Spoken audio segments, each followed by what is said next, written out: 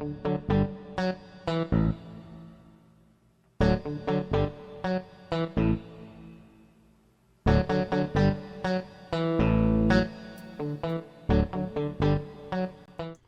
Doug Hooley here with yet another episode of That's All I Got to Say About That.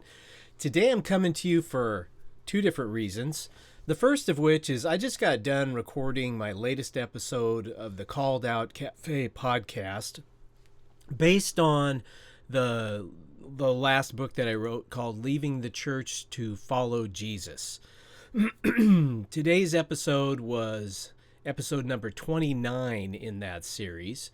And it is all about the early church, how it was in the early days of the church.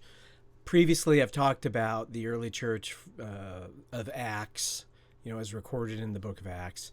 I moved on to the early church, which primarily consisted of the Jews, because they were the first believers, the ones who believed Jesus was their long-awaited Messiah, as foretold in the Old Testament, the first part of the Bible. We moved on from there to transitioning in the Gentiles and what that meant. And now we're looking in this episode at the practices of the church from about the time of the passing of the Apostle John around 100 AD up until the time when Rome and the Roman Emperor Constantine gave the church a big warm embrace and essentially adopted the church. So anyway, it covers a period of about 225 years. What did the church consist of then? What did they do when they got together? I talk about baptism and communion and the music and the clothing and the clergy and all of that kind of stuff. So if you're interested in that kind of thing, because so many today they want to get back to the way they did things in the early church. Well, this is an episode that you really ought to listen to. And if you truly want to go back to those times, and be prepared for something such as a new believer needs to go through a catechism, which takes them up to like a couple years to go through, several months at least, up to a couple years. Then they undergo a testing by the elders. And once they've done that, then they will be able to be baptized naked, and when they come up out of the water, they're clothed in a new white robe, and at that time they can give their new brothers and sisters in Christ a holy kiss, and it goes from there. Kissing was a big deal back then. No longer is, although it still is in some places. And be prepared to ditch all of your musical instruments, because if they make your toe tap, it's appealing to your carnal nature, and that just can't happen. Anyway, consider giving that episode a listen if you are indeed interested in what happened in the early church, the way that it really was, as opposed to some fantasy like, it must have just been great back then. I'm sure relative to the way it is now, things were a little bit closer to the original intention of Jesus and the apostles. But anyway, see for yourself in this warts and all history of the church that's provided in Leaving the Church to Follow Jesus. Second reason why I'm talking to you today is a subjective reason why I believe that we may be entering a very prophetically significant time in the story that God is telling. What I mean by that is, the prophecies contained in Isaiah, Ezekiel, Daniel, Matthew 24, etc., Revelation. Those scriptures, I believe, are possibly beginning to take place now. Many of them in specific ways, possibly. Because unless they all happen and it results in a couple of big events which are very specific and unmistakable, then it's just another, that happens from time to time. Jesus talked about wars and rumors of wars and earthquakes in diverse places, those kind of things. And then he said, the end is not yet. Those things are going to happen, but the end is not yet. I'm not even talking about those kind of things. I'm talking about uh, possible matches for the Antichrist, for the covenant that the Antichrist puts into place, those kind of things. Those are more objective kind of things if we see them happening. And I kind of see there currently in the news paths for those things happening. But that's not what I'm talking about today. I'm talking about a more subjective thing. And that is a movement of evil that there is objective evidence for.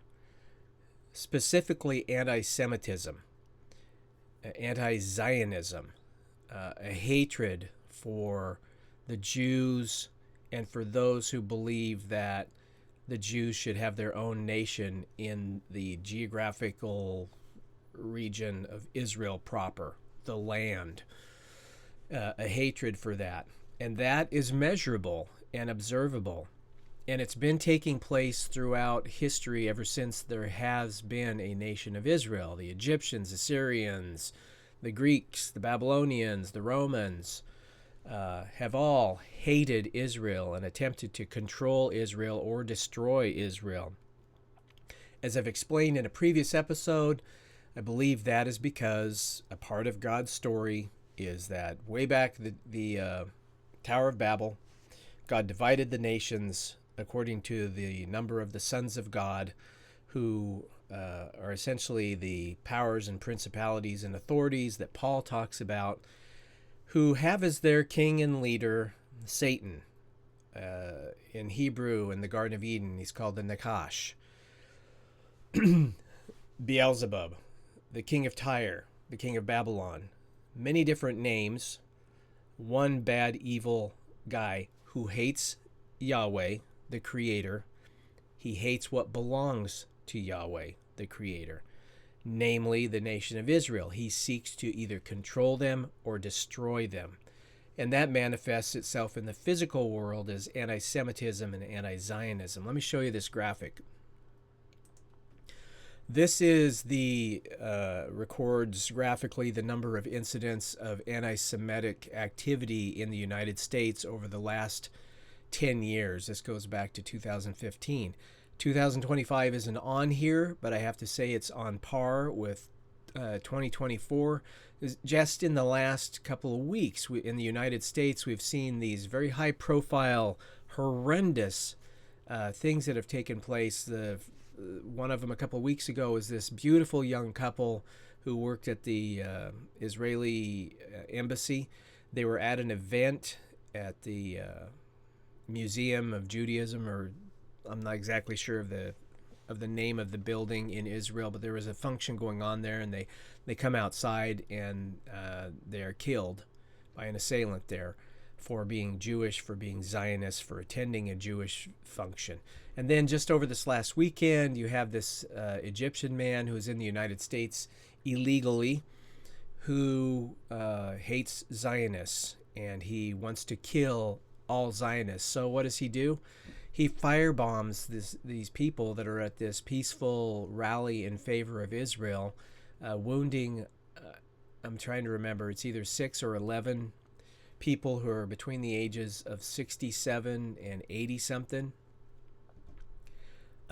preying on people who are at a peaceful rally.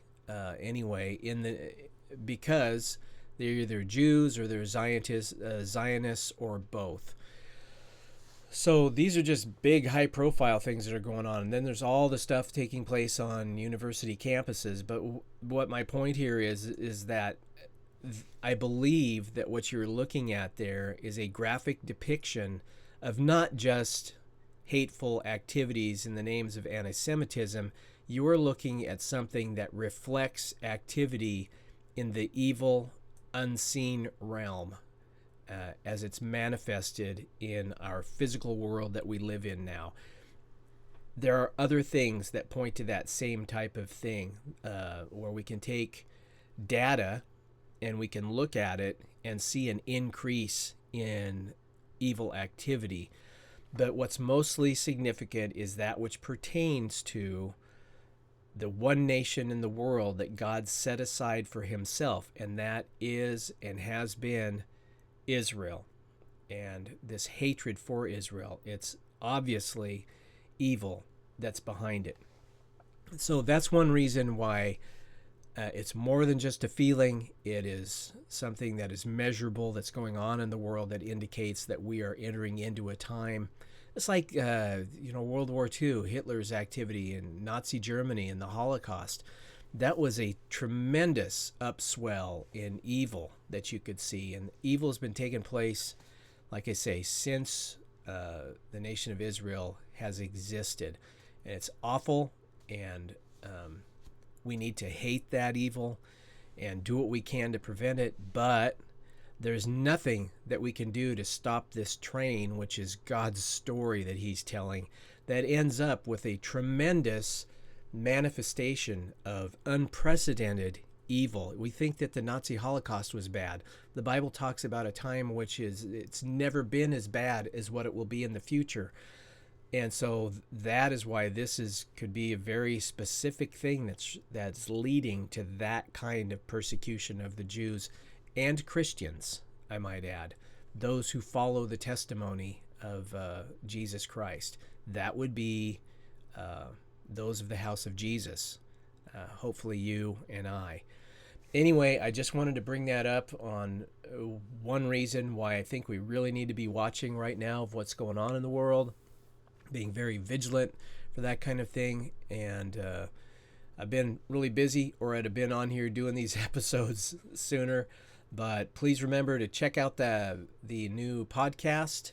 I publicize it to Podbean, but it should be available on your favorite podcast site really soon.